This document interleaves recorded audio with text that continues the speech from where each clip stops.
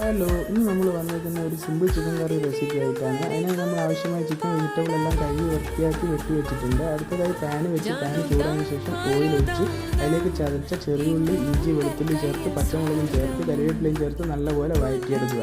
അതിനുശേഷം ഉള്ളിയും ചേർത്ത് നല്ലപോലെ വഴറ്റി ഗോൾഡൻ കളർ ആകുമ്പോൾ വെട്ടിവെച്ച ടൊമാറ്റോയും ചേർത്ത് നല്ലപോലെ മിക്സ് ആക്കുക.